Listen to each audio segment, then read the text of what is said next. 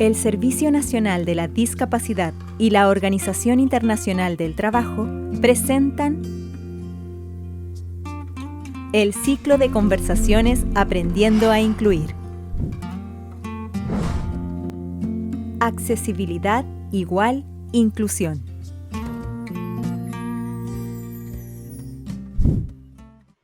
Muy buen día a todos y todas.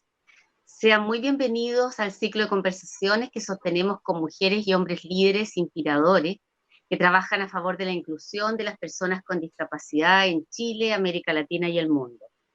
Este ciclo de conversaciones se inscribe en el marco de la cooperación técnica entre la Organización Internacional del Trabajo y el Servicio Nacional de la Discapacidad de Chile, bajo el proyecto Más Inclusión, y busca presentar ante ustedes experiencias y reflexiones vigentes acerca de cómo avanzar con más fuerza para la inclusión de personas con discapacidad y asegurarnos que en todas partes del mundo nadie quede atrás.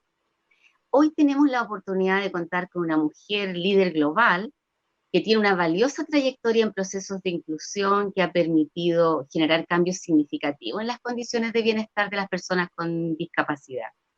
Michal Rimon ha aceptado generosamente la invitación a compartir la experiencia de Access Israel, una organización global donde la participación de las personas con discapacidad tiene un rol fundamental.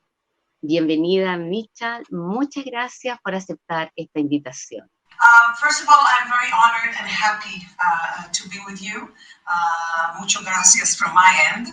I am in touch with the Israeli embassy in Chile, and I know of the ongoing great relations and cooperation in general and specifically during the COVID-19 crisis. So I'm honored to be here with you. When I think about what is unique about us is we call ourselves like a commando unit. We see a target, we see something that has to be changed, and we are full force on that target, and we change it in a methodology that has proven itself for the last 2 decades. It doesn't matter in which area of life we're dealing with. The methodology is basically the same, and it's very duplicable for anyone who wants to copy, and we are all for sharing and all for encouraging and helping others to go through our way. First of all, our major, we come out of a point understanding that nobody is sitting at home and saying, how can I make life difficult for the disabled? That's first of all. We understand that people who are, and the people factor is the most important thing I think here, people are not aware. And when people are not aware, then all the bad accessibility mishaps happen. So I think that one of the most important things, it doesn't matter which area of life we're talking about, it's the awareness, raising awareness. And I don't know if you know the story, but in the past, the word handicapped? Handicapped in English is a word that was used for many years for people with disabilities. Now, what is behind the word handicap? Handicap is hand and cap. Because what can a person with disability do if not beg? That's the only thing he can do, right? That was the notion, that was the thought in the past. We need to help, very paternalistic. We need to help those poor people with disabilities. And I think that what is unique about what Access Israel did is that Access Israel, when it started, and again, we were talking about Israel, that accessibility was not something people knew what it was. We came from a different position. We came from a position not of begging, but actually coming to businesses and saying, guess what? Lucky you. We're here. And we have a way for you to become more profitable, to become a better company with better services for all, because an accessible service is a better service for all. And we will do it in a way that you will make society around you better. So raising awareness and coming with a different point of view, that was the first key, I think, for our success. And now we believe that legislation is a very important thing, but I can tell you Access Israel did a lot of change before the legislation was even in place in Israel, and I'll say a couple of words about legislation later, but the combination of awareness, of legislation, of innovative thoughts and innovative projects, trying to attack every problem and thinking in a way that, again, is not from the begging part, but from the business part. How do we make it in a way that the business will want to do it, that the municipality will want to do it? And then implementation, because you can't just, say we want accessibility and go on to the next person. You have to give the tools, provide the tools on how to do it right. La metodología. Access Israel, when we're talking awareness, which is, as I said, a key. In English, there's a saying, don't just talk the talk, walk the walk. I can come and talk about accessibility, and I can be very passionate about it. But, somebody else after me will come and talk about a different subject, and will be just as passionate. So talking is not enough. We understood very early on that in order to really make a change, we have to really make people feel and experience accessibility and the need for accessibility. And this is something that we did so well that it became part of the legislation in Israel. Israel today is the only country in the world where by law, every service provider has to do accessible training on service providing every single year. And this is by law. And it's not just that you have to learn how to do accessible service every year. You have to at least once do it in an experiential way. Again, not just talking, but really experiencing it. And that methodology of Access Israel that we have been doing all over the world in the past 7 years or so has been, I think, one of the best ways of achieving the goals that we attended. Now, so that is one, again, knowledge is important because when you don't know about something, you're afraid of it. Experience is important. Don't forget getting to know the person behind the disability. There are a lot of policymakers and company owners that don't really know people with disability or of them, or maybe don't see the potential. And what we make sure is we bring the people themselves, the people with all types of disability, even disabilities that their organizations thought there's no way, people with cognitive disability we bring to schools, we bring to businesses. And I can tell you that many experts said, what are you doing? Don't do that. It's not good for them. It's not the right thing. It works. Because when a person is given the stage and given the opportunity and the tools to convey what he feels, people start seeing him as a person. And then they're much more willing to open up and help. One of the bus drivers we gave training to said, you know what, every single blind person now that I see, I don't look at the blindness. I think about Lydia, the instructor, the blind instructor he met. And I think about her goals and her dreams and her fulfillment. And I see the person, and this is what I want to help, the person. Incidencia en políticas públicas. Well, about Israel, the way we do it, we have a center that gets calls and emails from the people themselves saying what are the problems, where they see difficulties. We cannot help privately each and every one, but we do make the connections, try to help, but more importantly, we take those specific personal stories, find issues that we can make a change on a national level and take that and bring it to the legislator, to the House of Parliament, to the governmental ministries, etc. And again, we do it after we prepared, the people that we're working with. After, when we're talking about experiences that we do, and we are known in the world as the crazy Israelis, the ones that take accessibility and disability, and nobody wakes up in the morning and says, "Hey, today I'm going to try to be blind because it's fun and I want to see it and I want to know how to do it." So when we do our stuff in Israel and all over the world, people stand in line. People are willing to try, willing to open up. So we do it in the Parliament of Israel, we do it in the various ministries, we do it in schools, we do it in businesses, we do it all over the world. And when we do that, we have partners. We have somebody that after they understood, then we come and say, listen, there's a problem. This is it, and these are the tools how you implement it and make a change. Around the world, basically, my first experience was Zero Project. I don't know if you know about this project. Yes. It's probably one of my favorite conferences around the world, and I think it's so much more than a conference. The ESL Foundation established it, and basically what they're doing is they're putting on the same stage people from all over the world with best practices. Now, for me, it was an eye-opener, because what I understood there is that you can go and be a developed country or a developing country, and you still can have an innovation that everybody else around the world will want to copy from you. And when we saw that, we understood that we don't have to only learn from the world, but we can share it with the world. And I can tell you, in the last 6-7 years or even more, we have been traveling the world, sharing the Israeli knowledge, Israeli technology, high-tech.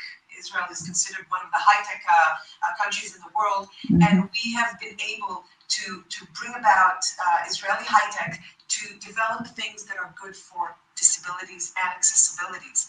And when we bring that and we share it around the world, and we share our legislation and our knowledge and expertise, and we learn from each and every one that we share it with. Because even developing countries and countries that come and tell us, listen, we don't know about accessibility, I can still learn from them. And that's the beauty of accessibility and disability, because this is, just like the COVID-19 and coronavirus, it knows no borders. Everybody has it. Everybody deals with it. And every now and then you have the best practice that maybe you didn't know it's a best practice, but it is. And that's our international way of doing it. We have formed a network, an international network of, first of all, friends and experts from all over the world. And with them, we basically come and create the change. Wow, that's great. Yeah, we've actually heard a lot about the Zero project, and we think it's very interesting. And as a project, we're also hoping to get more involved with that. So, besides the methodology, I was wondering, what are the main reasons for the success of this initiative worldwide? I think that, first of all, we look at the big picture and we think several steps ahead. When we, 2-3 years ago, Yuval Wagner stood on a stage in a conference, international conference in Washington, and said, guess what, guys? Technologies have to be accessible by design. It's not something that you have to fix. Don't forget, all over the world and all throughout history, accessibility in all the countries was done retroactively. Buildings 200 years ago were not accessible. And all the time, all over the world, we have been fixing it. Fixing buildings, fixing roads, fixing services, fixing retroactively. And here, we looked forward, and this is just an example of why I think we are succeeding. Here we looked forward and said, listen, we are in a digital era. Every single day, new technologies are being born all over the world. And if we will wait to fix them retroactively and make them accessible, then don't forget that people with disabilities and the elderly, the largest minority in the world. In Israel alone, it's about 30% of the population. And don't forget, they were with friends and families. And if you don't have technology accessible on day one by design, you are leaving a very large sector behind. So when I'm asked why is Access Israel so successful in Israel and around the world, my answer is, first of all, we are true believers in what we do.